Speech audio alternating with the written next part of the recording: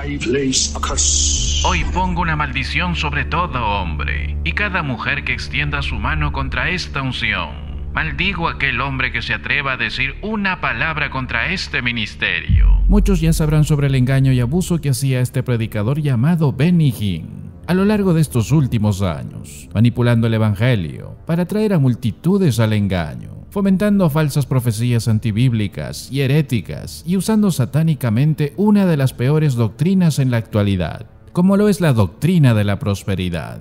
Pero en esta ocasión, hace horas atrás, a sus 71 años de edad, se atrevió a decir públicamente, en una entrevista, que lo perdonen por todo el engaño que hizo. The real Benny Hinn wants to finish better. El verdadero Benny Hinn quiere terminar mejor que cuando empezó. Mi verdadero llanto es, Señor, quiero ser aceptado ese día. Manifestó que está arrepentido por las falsas profecías y por manipular perversamente con la doctrina de la prosperidad, más aún desenmascarando de esta forma a todos los predicadores metidos en estas corrientes que están regados por todo el mundo, e incluso en Latinoamérica, y que involucra a muchos predicadores que eran parte de su círculo, muy conocidos, como el señor Luna, o el señor Maldonado, o el señor Gebel, o el señor Rodríguez, entre muchísimos más. Él dijo lo siguiente: I had guests come to the crusades. Tuve invitados que asistieron a las cruzadas y creo que dañaron no solo las vidas de las personas, sino también mi reputación,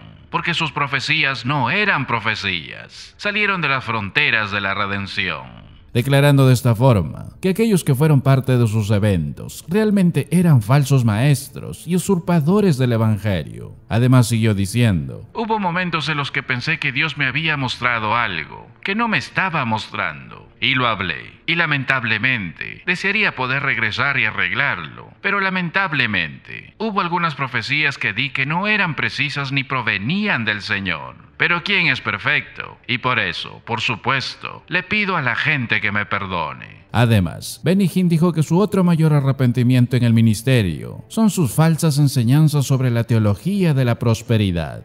Desde la década de los 80, ha sido uno de los más notorios promotores del evangelio de la prosperidad, que enseña que Dios recompensa la fe, los diezmos, las ofrendas, esto con salud y riqueza, pero afirmó que eso es una total mentira. Lamentablemente llegué a un lugar donde no sabes qué hacer ni cómo salir de esto. Así que llegué a la conclusión de que no quiero ser parte de este truco, pero lamentablemente dejé que la presión me afectara. Y debido a esto, dije e hice cosas que no debería haber dicho. Por eso, les pido perdón a las queridas personas, que realmente me perdonen por eso. Me estoy esforzando con todo mi corazón, por ser lo más bíblico posible. Ahora, esto lo dijo porque esta no es la primera vez que Benny Hinn afirma renunciar públicamente a sus enseñanzas pasadas y luego volver en las mismas andadas paganas. En septiembre del 2019, por ejemplo, él admitió que sus enseñanzas sobre la prosperidad se salieron de control y dijo que quiere que los años restantes se centren en la evangelización. Pero siguió y siguió con las mismas falsas enseñanzas heréticas y blasfemas. Y él siguió diciendo: Quiero asegurarme de que durante los próximos años de mi vida, mi mensaje sea la cruz. Quiero ser conocido por eso.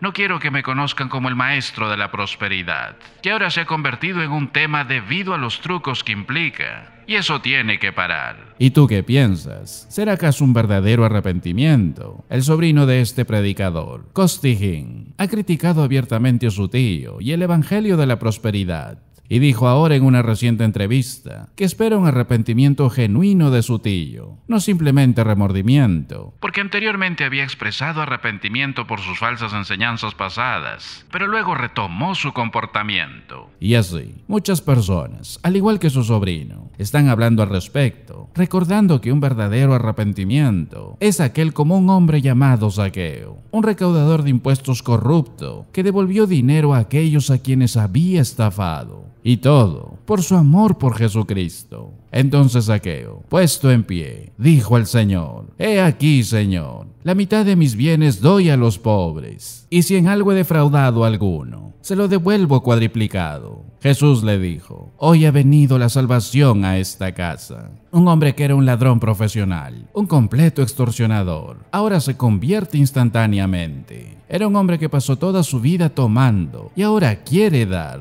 Jesús conoció la convicción del pecado en su corazón y él es uno de los perdidos que buscaba. Jesús sabe cuándo viene la salvación. Puede que no siempre lo sepamos, pero Jesús sí lo sabe. Y de hecho, en el versículo 10, Jesús dijo: el Hijo del Hombre ha venido a buscar y a salvar lo que se había perdido. Y aquí está una ilustración de cómo salvar a uno que está perdido. Y el Señor muestra la evidencia de la transformación. El verso 8 inicia con estateis en el griego, que significa que él tomó una postura. Él se estableció con una fija actitud. Es decir, Zaqueo se levanta y hace esta confesión. Creyó por el poder del Espíritu de Dios que obraba en su corazón. Y entonces se pone de pie y le dice al Señor: he aquí, Señor. Está confesando a Jesús como Señor, porque si confiesas a Jesús como Señor, eres salvo, como dice Romanos 10. Y he aquí es una exclamación. Y esta es una forma de exclamar algo que habla de la dramática transformación que ha tenido lugar en la vida de este hombre. Lo primero que dice cuando toma la posición es: tú eres mi Señor. Y lo segundo: la mitad de mis bienes se la daré a los pobres. Ese es un gran cambio. Esto es abnegación. Esto refleja lo que dice la palabra: si alguno quiere venir en pos de mí, niéguese a sí mismo, tome su cruz y sígame. Ha afirmado que Jesús es su Señor y dice inmediatamente eso. Ahora, él poseía mucho dinero. Él era realmente muy rico, pero en ese día quedó tan totalmente transformado que pasó de ser un ladrón a ser un benefactor. Por eso la verdadera justicia resulta en una transformación que golpea el centro mismo de tu categoría dominante de pecado. Para Zaqueo fue el dinero y la extorsión. Para otra persona puede ser otra cosa. Podría ser la ira, podría ser la inmoralidad o cualquier pecado. Pero cuando llega la verdadera salvación y la verdadera transformación, se asesta un golpe mortal a la categoría central de la propia miseria.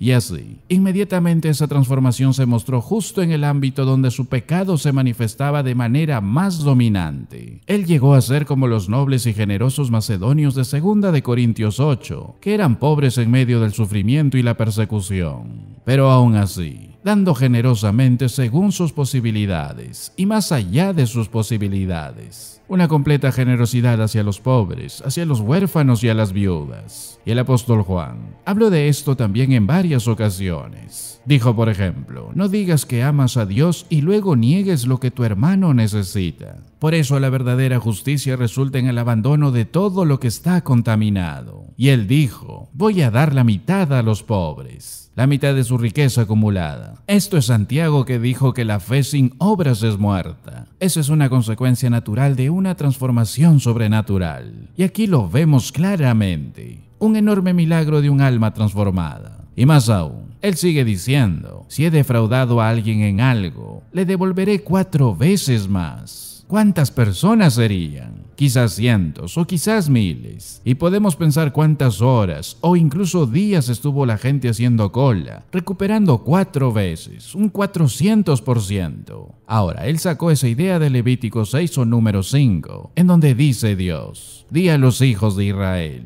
el hombre o la mujer que cometiere alguno de todos los pecados con que los hombres prevarican contra el Señor y delinquen, aquella persona confesará el pecado que cometió y compensará enteramente el daño. Y añadirá sobre ello la 5ª parte, y lo dará a aquel contra quien pecó. Si has leído alguna vez la literatura judía, el 20% era una 5ª parte. Ese era el estándar en restitución. Él podría haber dicho eso: seguiré la prescripción del Antiguo Testamento y voy a devolver todo lo que he tomado más una 5ª parte. Pero él dijo cuádruple, y dijo esto porque él tomó Éxodo 22, que dice que si se robaba a alguien con violencia, se requería una respuesta cuádruple. Es decir, fue tanta la culpa que él mismo sintió, que pensó que lo que hizo fue al máximo. Con mucho gusto voy a devolver el máximo. Él conocía la palabra, y esta es la evidencia de la gran transformación. Él no pensó que podría ser poco y obedecer poco y seguir siendo considerado un cristiano. Él mostró la máxima demostración de obediencia. Estaba decidido a hacer más de lo que se le pedía, más de lo que exigía la ley.